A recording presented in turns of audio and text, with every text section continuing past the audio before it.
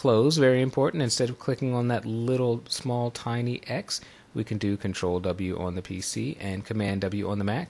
And let's not forget save, which we should be doing often. Control S on the PC, Command S on the Mac. In the Edit menu, we have the all-important undo, which we will make use of throughout this training. Control Z on the PC, Command Z on the Mac. So let's put our newfound mastery of these basic keyboard shortcuts to use. We're going to open up a file. Now, we're not going to go to the File menu. We are going to hit on the keyboard, Control O on the PC, Command O on the Mac. That brings up our open dialog. We're looking in Chapter 2 in our Project Files folder, and we have the file guides. We're simply going to click on it to highlight it. Now, instead of mousing down and pressing on this Open button, here's our next keyboard shortcut. Anytime you have a button on Mac or Windows that's highlighted and it's active, waiting for you to invoke it, you can do that by pressing either the Return key or the Enter key on your keyboard. So I'm going to press Return, and that automatically invokes the Open button.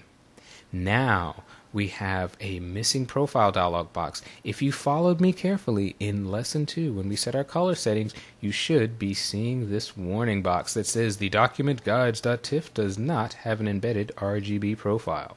What would you like to do? Well, in this case, we're going to assign Adobe RGB. That happens to be our working RGB color space because you did follow me in Lesson 2, correct? So we're going to select Assign Working RGB. And we're going to hit OK with the mouse. No, we're not. We are going to notice that the OK button is highlighted. It's active, waiting for us to commit with either the Return or the Enter key. So I'm going to press the Enter key. That invokes OK, and up comes our file. We talked in Chapter 1 about using the F key to cycle through our various screen modes. I'm going to press the F key once to get us into the full screen mode with menu bar. Now, our next little look at handy shortcuts is going to focus on the hand tool. We saw in an earlier lesson how we can simply go and select it in the Tools panel, but instead of that, we can press the space bar. So simply by pressing the space bar, no matter what tool is active, we invoke the hand tool, and I can simply click, drag, and move this image around on the screen just as if I had selected the hand tool in the Tools panel. When we talk about increasing or decreasing the magnification or the view of this, we noted that the Zoom tool does that, and I also gave you earlier a shortcut which I will reiterate here. On the PC, it is Control plus Command plus on the Mac. To zoom in, no matter what tool is active, we can zoom in. We don't have to go and select the Zoom tool. If we want to zoom out, we can do on the PC Control minus on the Mac, Command minus, and we can zoom out. So no matter what tool we have active, we can zoom in and we can zoom out on an image. Now that's fine for just general zooms, but what if we want to zoom into a specific area on the image? Well, we can do that too, just with keyboard shortcuts. On the PC, we're going to press Control spacebar, that's Command spacebar on the Mac. Notice that we have the magnifying glass with the plus icon, but what we're going to do is click and drag a marquee around the area in which we want to magnify.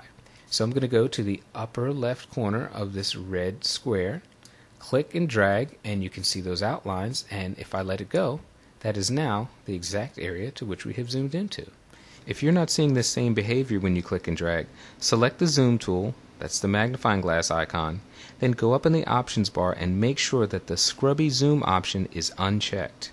If I need to zoom back out, I can do Control minus on the PC, Command minus on the Mac. Bring us down to a smaller view. If I want to go to Fit to Screen view, I can do Control 0 on the PC, Command 0 on the Mac. If I would like to view this document at 100%, I can select Control 1 on the PC, Command 1 on the Mac. There we go, we're at 100%. So I know this is a lot to throw at you in one chunk, but get used to these things over time and you will save many, many hours as you work in Photoshop.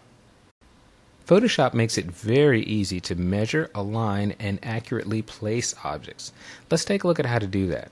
We're going to use the same image that we had open in the previous lesson, so if it's still up on your screen, you're one step ahead of the game.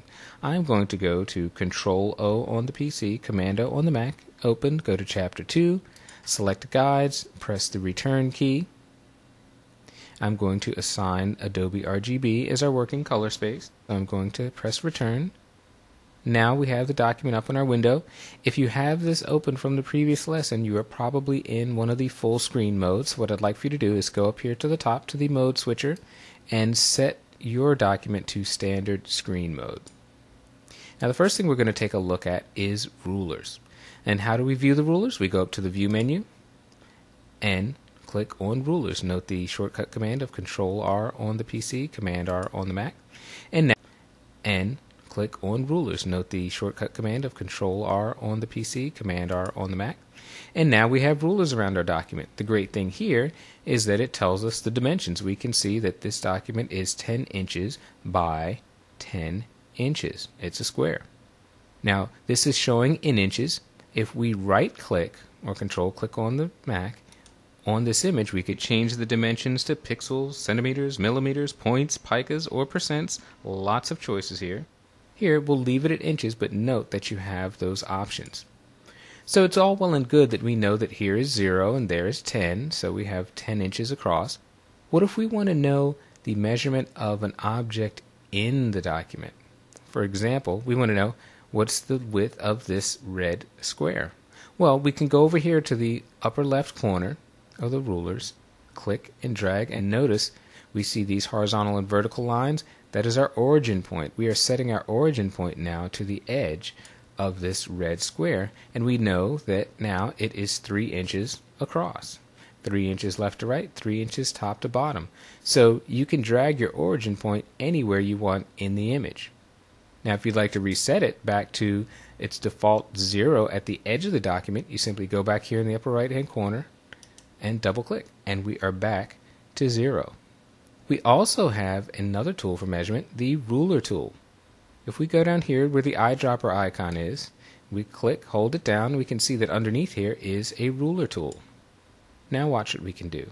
If we didn't know that this square was 3 inches, we could simply take the ruler, set it on the left edge of the square, drag it over to the right edge, and if we let go, note up here in the options bar, L1 is our length. That is showing us that it is 3 inches. If you're seeing a drastically different number here, make sure that in the options bar you have Use Measurement Scale unchecked. Well, with a 3 inch by 3 inch square, how long is the diagonal?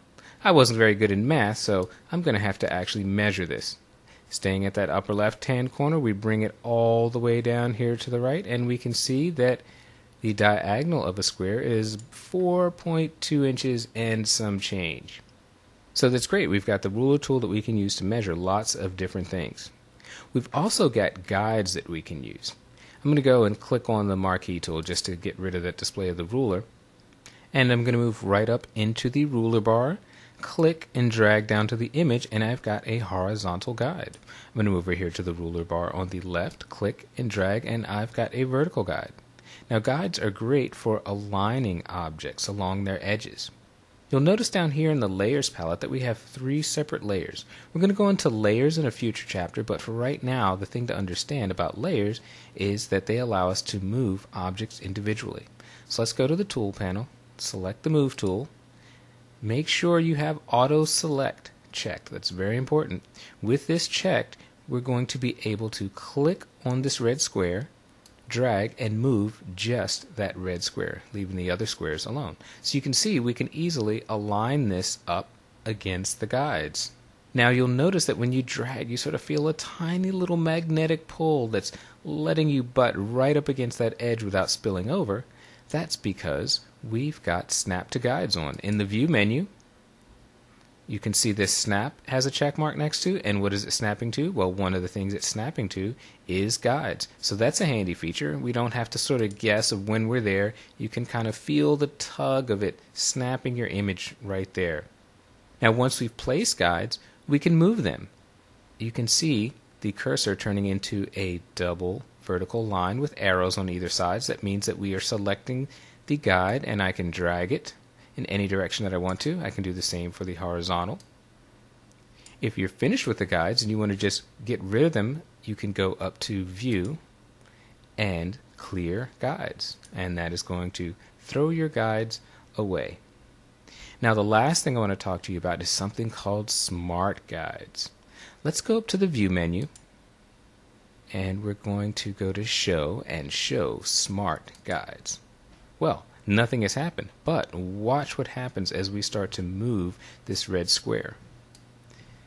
As I move it over, look at that. As soon as I am centered over the blue square, I get 3 magenta smart guides. It's telling me that I've aligned in the center and I've aligned on the left and right edges. If I move further to the right, it shows me now that I have aligned to the center and to the right edge of that blue square. If I keep going, look at this. Now I'm completely aligned bottom edge to top edge. Smart guides are great when you're trying to just visually place things very quickly, but you want to be precise.